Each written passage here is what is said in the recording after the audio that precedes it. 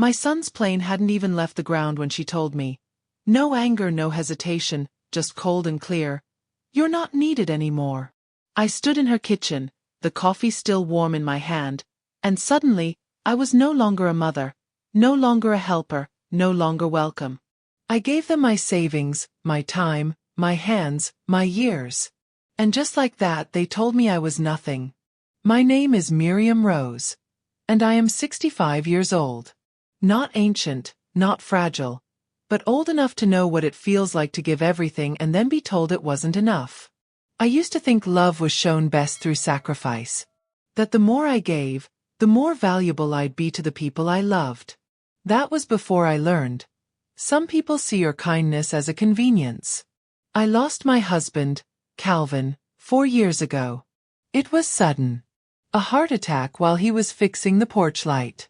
One moment we were laughing about dinner, and the next moment, silence. After the funeral, the house echoed. The fridge felt too big, the coffee too bitter, and the bed like a cold stretch of ocean. I spent 2 years trying to make the old place feel like home again. I repainted the kitchen. Started volunteering. I even adopted a cat, though I never liked the fur on the sofa. Then my son, Aaron, came to visit. "Mom," he said gently over tea, "why don't you come stay with us for a while? It's lonely out here. You shouldn't be alone anymore." His wife, Talia, smiled tightly beside him. The kids would love having their grandma around. And just like that, I let go of the only home Calvin and I had built. I sold the house. Put half the money into Aaron and Talia's renovation project. They wanted to add a guest suite over their garage so I could have my own space. It sounded generous. Loving. I called it a blessing. It felt like a second chance. At first, things were manageable. Talia was a structured woman. Organized to the bone. She ran their household like a project plan. Labels, schedules, alarms for everything. It wasn't my way, but I respected it. I did what I could to fit in. I folded laundry, picked up the kids from school, stocked the pantry with groceries I paid for without keeping tally. I stayed quiet when they forgot I was in the room. I let them parent their way. I tried not to interfere. And Aaron? He was busy. His job in corporate finance had swallowed him whole. I saw him at dinner, maybe. He'd kiss my cheek and say, "Thanks for helping out, Mom." Those 5 words made all the quiet worth it. But the day he left for his 2-week business trip to London, something shifted. He had barely been gone an hour. I was in the kitchen rinsing berries when Talia walked in, her heels clicking on the tile like punctuation. She opened the fridge, pulled out a yogurt, then paused. Then, without turning to face me, she said, "Miriam, I think we need to talk." I dried my hands, confused. "Of course, dear. Is everything all right?" She finally turned, spoon in hand. "You're not needed anymore." The words hit me like the shatter of a dropped dish. "What?" "You've helped. A lot. And we appreciate it. But the kids are older now. We've found our rhythm. Honestly, it's time we all re-established our boundaries." I blinked. "Talia, I'm not trying to overstep. She held up her hand. "It's not personal. It's just space. Emotional space. Physical space. I think it's time you started thinking about your next steps. Independent living. Or maybe somewhere closer to your friends." Friends. I had left all of that behind when I moved in here. Because they said they wanted me. Because I believed I still had a place. I didn't speak. My voice had been swallowed by the echo in her words. Not needed anymore. Over the next few days, I was erased. My name was quietly removed from the school pickup list. The grocery account I used was suddenly locked. My key card to the upstairs guest suite stopped working.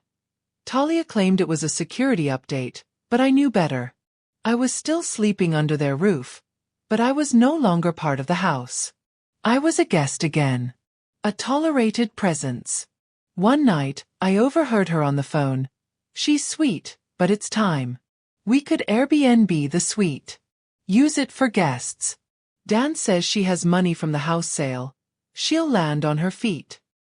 She was planning my exit before I'd even packed a box. And Aaron? I hadn't heard a word from him since he landed in London. Then came the letter. Slipped under my door in a cream-colored envelope. "Miriam, we've appreciated your time here. But in order to maintain harmony, we feel it's best if you begin seeking alternative housing within the next 60 days. Please let us know if you need any help transitioning. Best. Talia Best." As if this was a formal resignation. As if I hadn't been the one who made this home run. That night, I couldn't sleep. I lay in bed staring at the ceiling, thinking about the way Calvin used to snore. How he'd press his foot against mine just to let me know he was there. That steady weight. That anchor. And now here I was.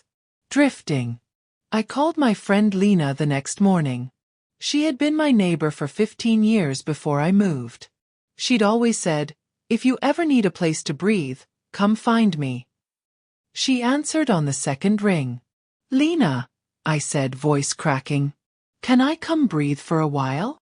She didn't ask for details. Just gave me the address. I left a note for Aaron. Not bitter. Just honest.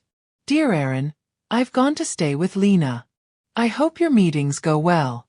I'll call when you're back and we can talk properly. For now, I think some space might be good for all of us. Love you, Mom," and I meant it. I still loved him. But love doesn't mean staying where you're quietly being erased. Lena welcomed me with tea and a blanket, like no time had passed at all.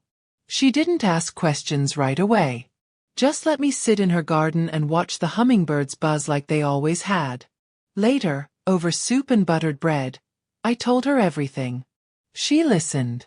Really listened. And then she said something I won't forget. "Miriam, helping is not the same as being used. You gave your heart. But they saw it as a resource. And now you get to take it back." I nodded slowly. My heart felt broken, but not defeated. That night, I made a decision. I wasn't going to beg for a space at someone else's table anymore. I was going to build my own.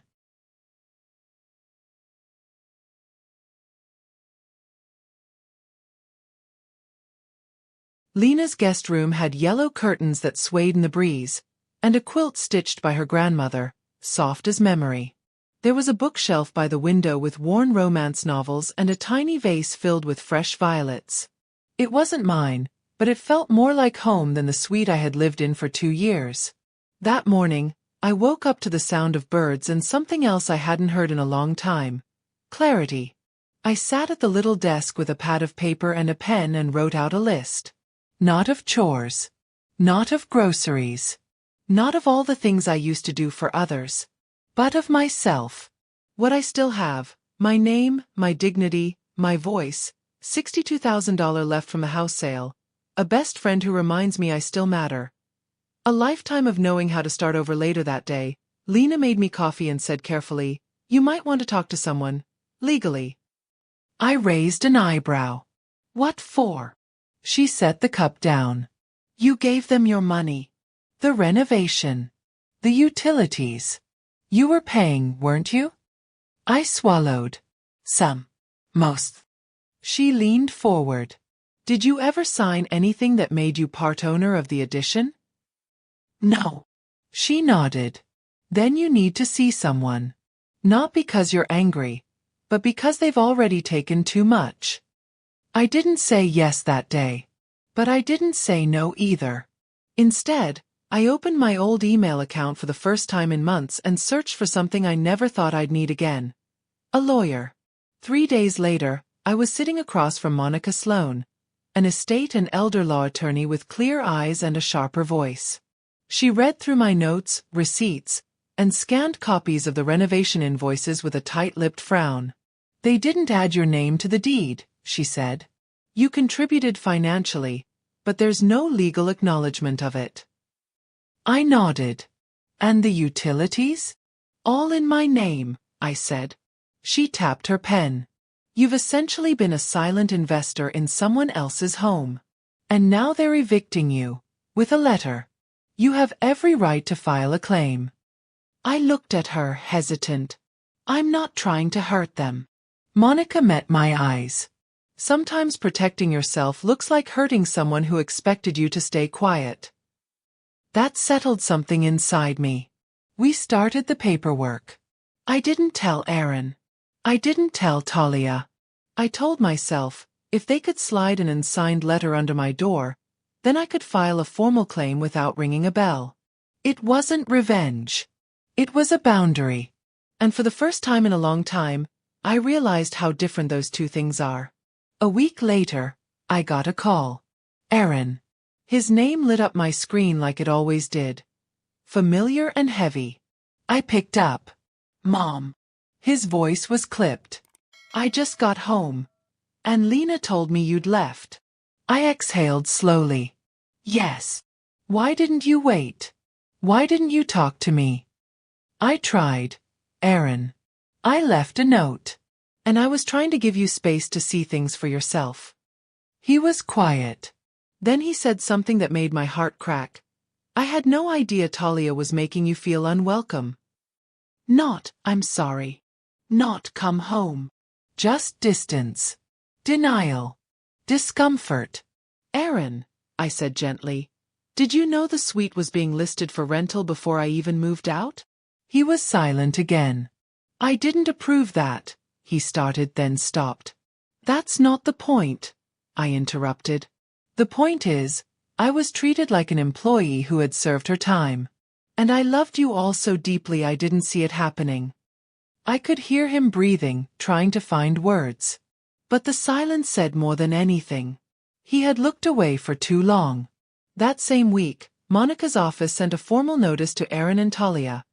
A claim for reimbursement of my financial contributions, plus a legal demand to remove my name from any future utility or liability without consent. I didn't want the money back. But I wanted the principal returned. I wanted them to know. I wasn't a convenience. I was a woman who gave from her heart, and could take it back when pushed far enough. The next day, Talia called. Not to apologize. To negotiate. Her voice was cold. Clipped. No, hi Miriam. No, how are you? I think this legal route is unnecessary, she said. I said nothing. I mean, if this is about money. It's not, I cut in. It's about worth. Mine. She exhaled. You know Aaron is stuck in the middle.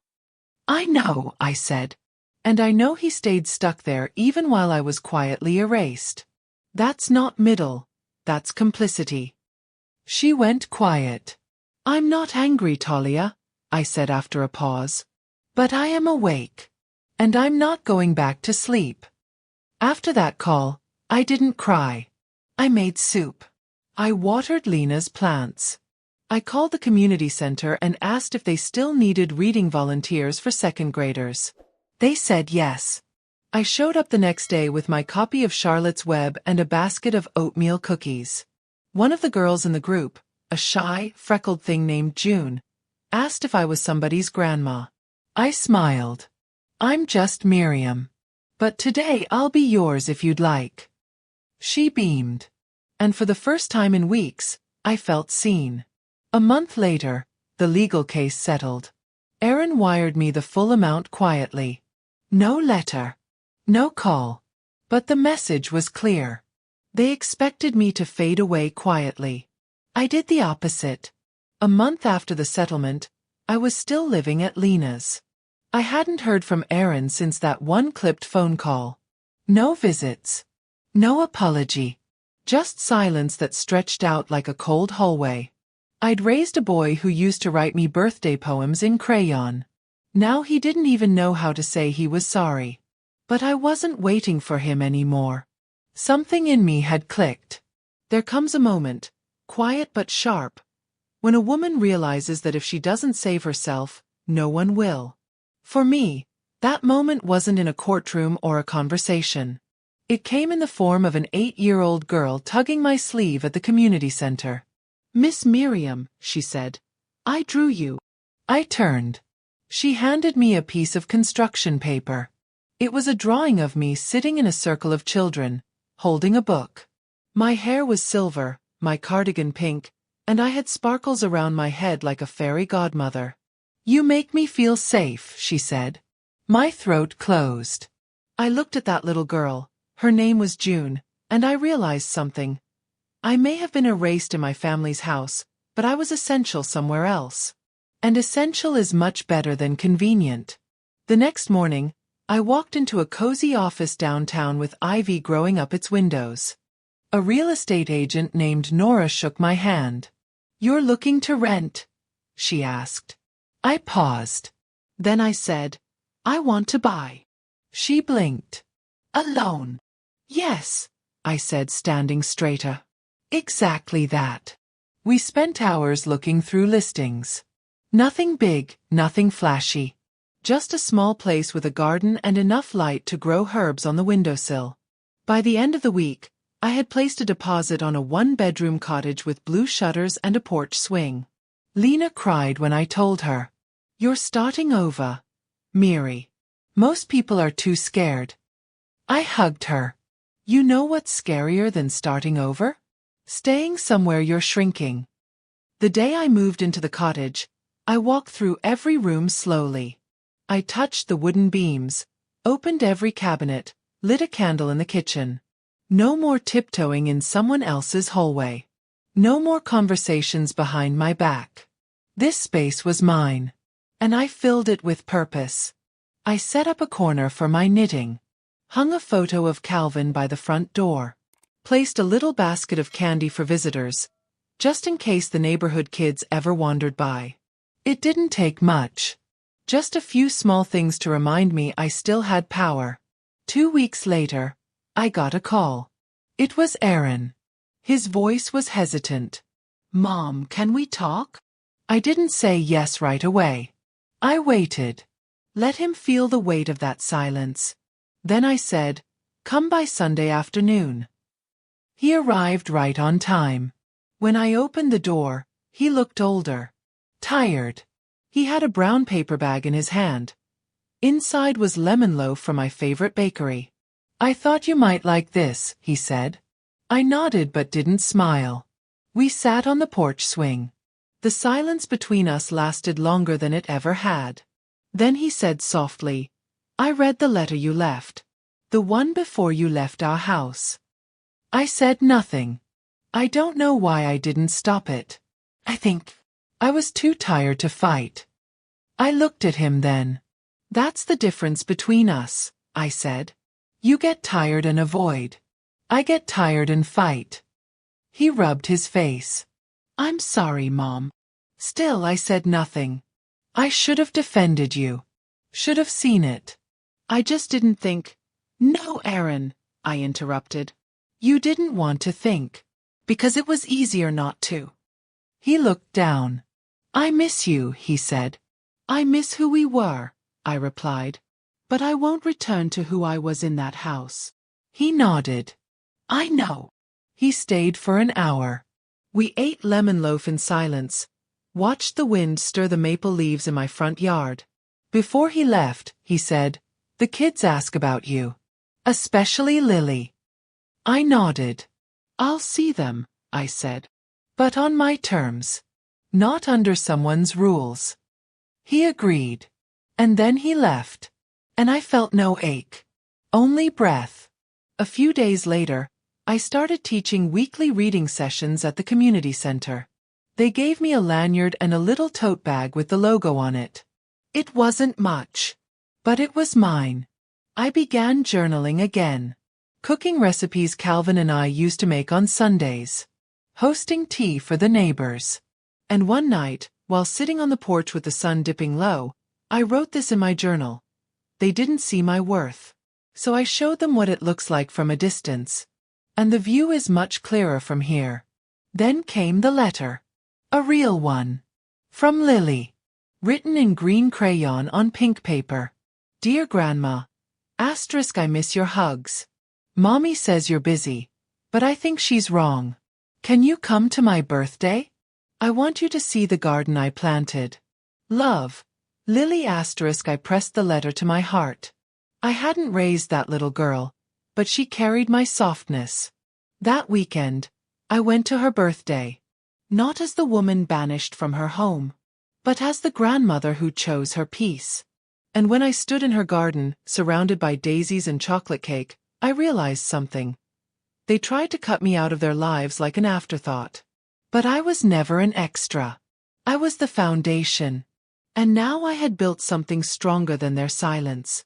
Lily's birthday was on a Saturday. Warm, breezy, with the scent of honeysuckle clinging to the air. Her little garden bloomed behind the house. A row of daisies and marigolds with crooked stems and proud petals. She gave me a tour like it was Versailles. "This one's Daisy," she said, pointing to the smallest bloom. "And this one's Mimi after you." I smiled, holding her small hand in mine. "Mimi's my favorite." She beamed, missing one front tooth, and ran ahead. The party itself was tame. Banners, balloons, pink frosted cake. But what struck me most wasn't what was there. It was what wasn't. Talia didn't hover. She didn't command or correct. She barely looked me in the eye, but she didn't stop me from being there. I could feel it, the tension behind her polite nods, the strain in Aaron's smile. But I didn't shrink. I stood tall, not out of spite, but because I finally remembered how. After the cake, Lily pulled me aside. "Grandma, can you stay forever now?" I knelt to her height, brushing a daisy petal from her sleeve. "I'll always be in your life, sweetheart. But I've got a little house now. With blue shutters and a porch swing just like the one your grandpa loved." She blinked. "You live alone?" I smiled gently. "Not lonely, though." That night, I walked back into my cottage and sighed. Not from exhaustion, but release. It's funny how we don't notice how heavy something is until we finally put it down. I had carried guilt for so long. Guilt for leaving. Guilt for standing up. Guilt for speaking out. But guilt doesn't belong to the one who was cast aside. That week, I cleaned out the last of my old boxes, the few things I had taken from Aaron and Talia's place when I left. I found an old photo of Calvin holding newborn Aaron. I sat on the floor, staring at it for a long time. That photo used to make me sad. Now it reminded me of everything I had built, and how it didn't have to end in that house. A few days later, Lena and I went to a women's luncheon hosted by the community center. It was a modest event, folding chairs and flowered tablecloths. But the women there were vibrant. Widows, retirees, divorcees. Women who had raised children, built homes, started over. Sometimes more than once. One of them, a retired school principal named Jeannie, stood to speak. She said something that stuck to my bones. "We grow up thinking it's noble to stay quiet. But silence is what people count on when they benefit from your absence." I felt that. Deep. And for the first time in a long while, I raised my hand. When they passed me the microphone, I cleared my throat and spoke slowly, calmly. "I moved in with my son after my husband died. Helped raise his children. Cooked his meals. Gave him the money to build an addition to his home. And when he left on a trip, my daughter-in-law told me I was no longer needed. She didn't ask. She told." The room fell silent. I could feel them listening. But I didn't scream. I didn't fight. I just walked out and rebuilt my life from a garden, a porch, and my name on a deed. And I've never felt more like myself than I do now. The applause didn't matter. The tears in Lena's eyes did. Later that night, Jeannie came up to me. "Have you ever considered speaking to younger women? Workshops. Panels. They need voices like yours." I was startled. "Me? I'm just a grandmother with a spine." She laughed. "Exactly. That's what makes you rare." That following week, I was asked to share my story at a local women's support group. Women navigating eldercare conflicts, boundary issues with adult children, and the heartbreaking layers of being taken for granted. I showed up with a tin of lemon cookies and a notebook. I left with a list of women asking, "How did you do it?" And so I started telling them. You don't owe your peace to people who treat you like background noise. You don't stay just because you've already stayed too long. The hands that held your family together deserve more than folded towels and unspoken grief. One woman cried. Another hugged me for too long. A third said, "My daughter thinks she owns me because I live in her guest room." I looked her in the eyes and said, "No one owns you. Not ever. You're not a vase on a shelf. You're a whole woman." She came to every meeting after that. Then one day, I got a call from Aaron. Again. But this time, it wasn't awkward. It was quiet. "Mom," he said, "I heard from Lily's teacher. She wrote an essay about you." "Oh." "She wrote that you were the strongest person she knew. That you left so you wouldn't disappear." My heart twisted. "I didn't expect her to understand," I said softly. He paused. "She understands more than I did. And I'm sorry for that. I'm sorry I didn't defend you. I'm sorry I looked away." I didn't say anything. He continued. "I was scared of what standing up to Talia would mean. And I didn't realize how much that fear cost us." Finally. Not just an apology. A reckoning. He asked if he could visit the cottage. I said yes. "But not yet." I told him. "I'm still planting things here. I want you to see them in bloom." It wasn't punishment. It was pacing. Because forgiveness is not a door flung open. It's a gate you unlock when the ground feels steady again. Later that week, I sat on my porch swing, sipping tea, when a car slowed at the curb. A woman stepped out. Tall. Early 40s. Soft scarf. Tired eyes. She walked up the path. "Are you Miriam Rose?" "I am." "I was given your name by someone at the center. My mother just moved in with us and..." She sighed, her voice cracking. "I don't know how to not lose her. Or myself." I stood and gently gestured to the swing beside me. "Well," I said, "you're not the first woman on this porch. And you won't be the last." She sat beside me. And just like that, another story began. Spring came slowly to my little town that year. The daffodils in my front yard were the first to arrive. Bold and yellow, stretching toward the sun like they'd been waiting for it all winter. I knew the feeling. I had lived through my own winter, after all. But here, in this small cottage with the blue shutters and squeaky porch swing, I was blooming again. Not because someone gave me permission, but because I finally gave it to myself. That morning, I sat on the porch with a basket of yarn in my lap and a notebook on the table. I was writing out a talk I'd been invited to give at the women's shelter, about boundaries, dignity, and starting over after being discarded. I called the talk, "You're Not Needed Anymore," and Other Lies I No Longer Believe. I smiled at the title. It still stung, but less so now. That sentence had once knocked the air out of me. Now, I used it as kindling. A few days later, Aaron came to visit. He parked on the street. Smart, considering I didn't want tire tracks on the flower beds I'd just planted. He knocked gently, carrying a cardboard box and looking like a boy again. Nervous. Unsure. Wanting to be let in. I opened the door and let him stand on the porch. "Hi, Mom." "Hi, Aaron." He held out the box. "Lily made this for you." Inside was a scrapbook, hand-glued and glitter-covered, titled Things I Love About Grandma. Each page was a memory. A moment I thought had gone unnoticed. Me showing her how to roll dough. Me brushing her hair. A photo she drew of us laughing over spilled tea. "She says she's saving up to build a cottage next to yours when she's a grown-up," Aaron added. I laughed. "There's land behind the garden." We sat for a moment, not speaking. Then he looked up and said something I hadn't expected. "You scare me a little now." I blinked. "Why?" "Because you don't need us anymore. Because you built something without us." I nodded slowly. That was never the plan, Aaron.